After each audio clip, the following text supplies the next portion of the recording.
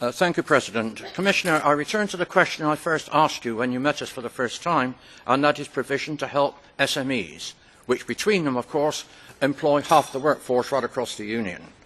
You weren't able to give me any specifics at that point, but perhaps you can now. After all, you returned to other issues this morning and gave some specifics.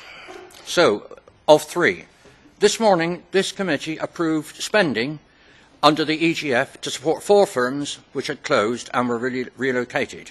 That's fine, but a small or medium enterprise closing comes nowhere near the 500 threshold, but the workers displaced there are just as much of need of a job, of assistance, and so are their families, as people are displaced when they're one of 1,000 workers from one firm. That, sir, is discrimination. Secondly, in the last Strasbourg plenary, President Barroso himself said that small and medium enterprises were being strangled by red tape.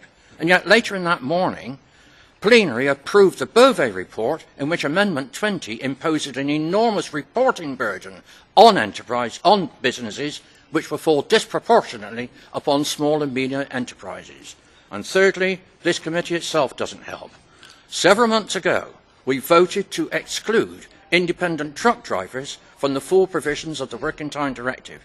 Somehow, sir, that got revisited, and in April the vote was turned around the other way, and plenary followed suit. Please, what are you going to do for small and medium enterprises? I do not seek aspiration. I want a firm and logical commitment.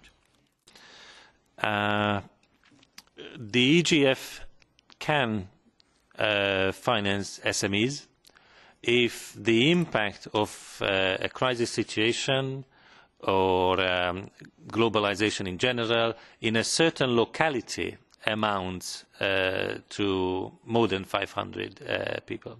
So there is this possibility there already to combine the impact of overall job losses.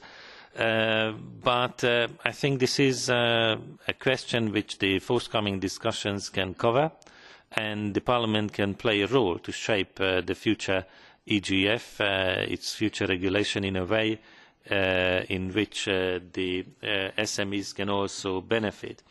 I actually attended a few weeks ago a conference by UKIP, the organisation of the SMEs in Europe, but the key issue we discussed there was their participation in the social dialogue.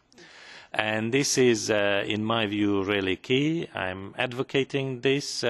I was just coming here from a conference on sectoral social dialogue, in which I also had an opportunity to highlight the importance of involving SMEs in the social dialogue. It's one way to improve the social dialogue itself, which will have to continue as a central role in managing the economy and maintaining the European social model.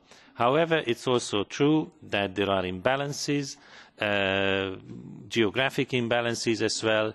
It's very clear what we hear from various stakeholders, especially the trade unions, that in the new member states the strength of the social dialogue is insufficient, and we need to work for strengthening this, because there can be consequences in terms of social instability, and I'm sure this is also related to social dumping. There was a question about that, but I think it was in the round.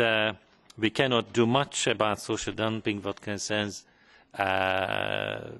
wage setting, for example, but what concerns support for the social dialogue, we can do a lot, and we will continue to do so. We need to ensure that the recovery is sustained, and this is taken into account in the new emerging governance structure. We will both speak in the coming period with President Van Rompuy about issues of economic governance, and have an opportunity to discuss